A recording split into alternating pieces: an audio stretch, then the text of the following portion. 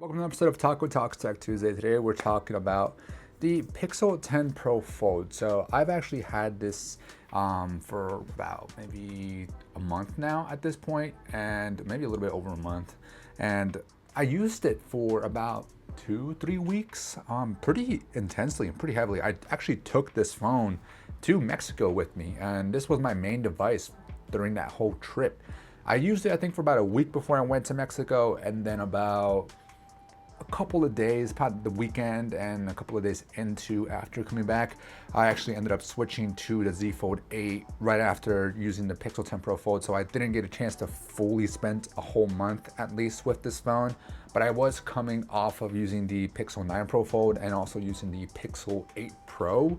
So I was just switching a lot. And recently, right now, actually, I've just switched over to the Pixel 11 series. So I'm testing out the Pixel 11 and the Pixel 11 Pro. So I haven't really had a chance to make a full dedicated YouTube review video for this guy. And I thought, let's just do a little Taco Talks Tech Tuesday video for it. So let's talk about it. So the Pixel 10 Pro Fold came out about a year ago, a little over a year ago at this point, I think. And now you have the Pixel 11 Pro Fold. And given the Pixel 11 Pro Fold and the specs and what it's changed, I personally think that the Pixel 10 Pro Fold seems like a pretty nice spot to get into the Pixel Folds. I wouldn't say it's the best phone to get into foldables, but if you're interested in the Pixel Folds, then this might actually be a decent device to get yourself, I guess, acquainted or just trial it out for a little bit, because personally, I actually really enjoyed my experience with this device. I used it, like I said, very heavily every single day as my main device for calling, for texting, for maps. I use it a lot for Google Maps, photos and videos. This was my main photo and video taker when I was at Mexico. This was my main vlogging device. Like, I relied heavily on this guy, and I'm glad I took this as my main vlog camera shooter for my trip to Mexico, because photos turned out really nice. And I also love the fact that you can prop this up and take photos with this. So this saved me a couple times where we want to take a group photo, but we didn't have someone to take a photo of us. So I propped this down on the floor. It's not the best angle when you want to take a photo of everyone and it's on the floor, because it's shooting from above. So it's not the prettiest. So if you can find like a table or something to prop this up onto and then put it up, great. If not, the floor angle is not the best. But the videos also came out fine, and the photos came out fine. The quality of stuff, I think, looked pretty good. For the price, it could be better, but I'm fairly happy with what I was able to capture. What matters to me is I was able to capture lots of moments, and the Pixel was able to capture it at a pretty decent quality from the ultra wide, the wide, and the telephoto as well. So cameras, to me, I think that they turned out pretty good, and Pixel does a lot of good processing. I was definitely happy I had this in my pocket. I would say there was one random time that out of nowhere, it just completely turned off on me, and it was unresponsive. I don't know what was happening. It was really disappointing because I was in the middle of a spot where I could take nice photos, and it just completely just stopped working on me, which was unfortunate. But I just restarted it. I force restarted it by, I think, holding down the power button and the volume rocker. I don't know. But I was able to get it to force itself to restart, and I was back to normal. It was weird.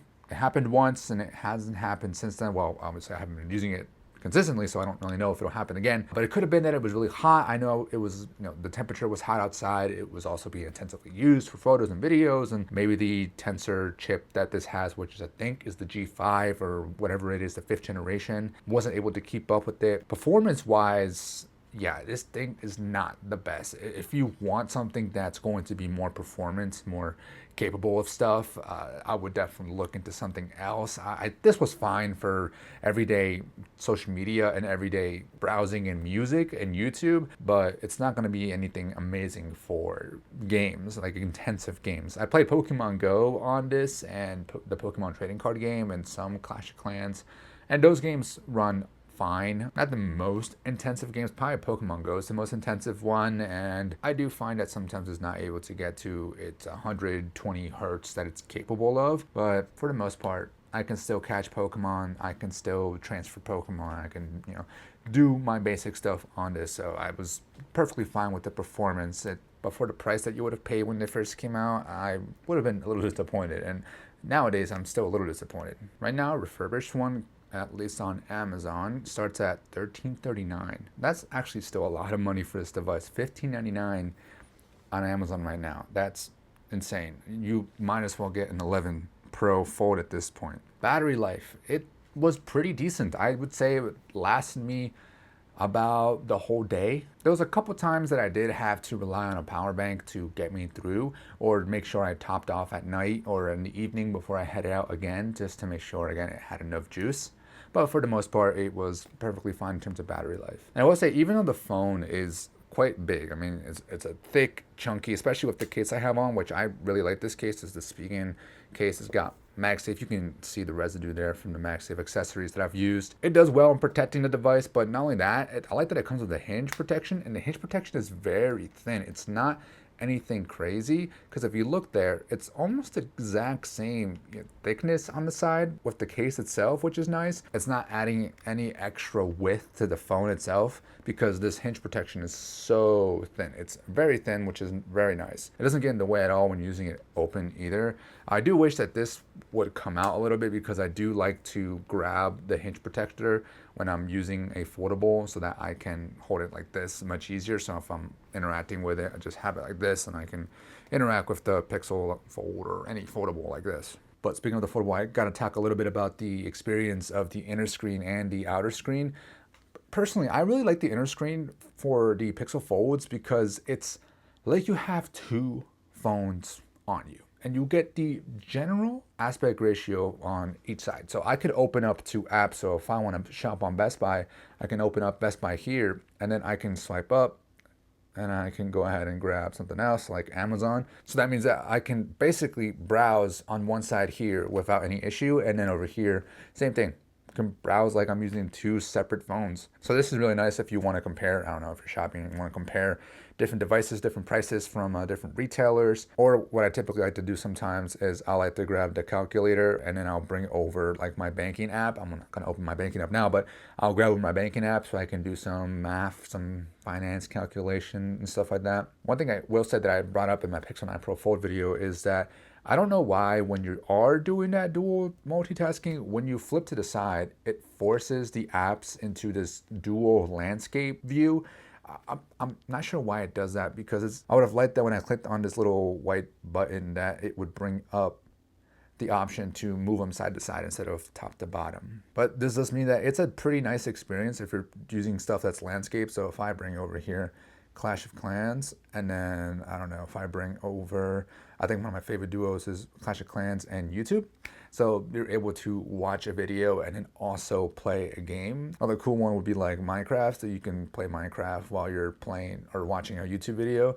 This makes sense, but I just don't like the fact that they force you to do this. So if I switch over like this, now both of these apps that are pretty decent in landscape are forced to be in the portrait view. And of course, I do like that you have flex mode, and I mentioned this in my Pixel 9 Pro Fold video as well.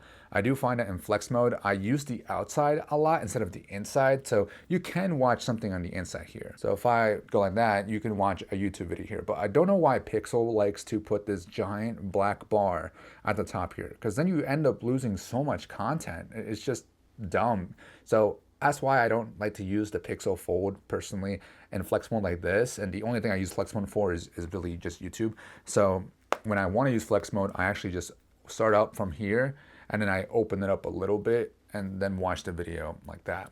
And I will say that front screen, it feels basically like a normal size screen. I mean, it's almost like the Pixel 11 here. The Pixel 11 Pro Fold screen is even, you could say, wider just by a little bit, so it's even more like a normal size phone, which is nice. So you can easily just use this phone on the front without any issues, like it's a normal phone. And then when you want to use two phones, I love that you can just open it up and you've got two phones here. But of course, you can also just use one app on the main screen. And there's certain apps that are great on this. So like Clash of Clans is a good example of this, because you get a big tablet size screen. But there's apps like, for example, Minecraft. I wish this would have been nice on it, so that you could play Minecraft on a big screen, plug in a controller here. But I find that the issue is that the controls everything is just so tight, because you get a small field of view in here, so you're not able to actually see much. It's not fun. It's not great. And the performance is okay, but it's just the viewing experience is not the best looking. See, look, just to emphasize that, I mean, you barely can see anything because it's such a tight aspect ratio. And if you're trying to play like this, yeah, you're half your screen is the controls, and it's just not a fun experience if you ask me. And the phone, forgot to mention, is IP68 water and dust resistant rated, which is, I think, the only foldable in today's market. I think there might be some Chinese ones. I'm not 100% sure. But at least the Samsung ones are not anywhere dust resistant at all. Now, I don't know how dust resistant this foldable is, but yeah, we'll see, I guess. But for now, it's been holding up just fine, and no black crack of death yet, which is good. I won't have to worry about the fact that my Pixel 9 Pro Fold died, and hopefully this one won't die. I'm not sure if I'll trade this in. Haven't decided yet. I don't see much of a reason to want to upgrade other than there is some pretty enticing deals. I could probably get it for around, I think, sub $700, $600, maybe even $400. I'm not entirely sure, but I could get it pretty cheap because of the trade-in deals that, I wouldn't say cheap, but I could get it at a good discount if I want to take advantage of what Google is offering right now. But as a consumer, I don't see much of a reason to upgrade to the Pixel 11 Pro Fold. I think if you have a 9 or even the original, well, the original is a different aspect ratio, but if you have the 9, I think it might be time to trade it in if it's still functioning, working just fine. Get rid of it while you can, in case it, decides to get that black crack of death. That's what I'm calling it. But either way, I still think that in today's market, if you could find it at a decent deal, the Pixel 10 Pro Fold is a decent buy, in my opinion. I still think it's a very competent foldable and very similar to the 11 and 9. So if you can find this at a decent deal, cheaper than getting the 11, I would get this. If not, I'd probably just get the 11 if they're just around the same price. So those are my thoughts. Hopefully you guys enjoyed. Hopefully this video was helpful. Peace.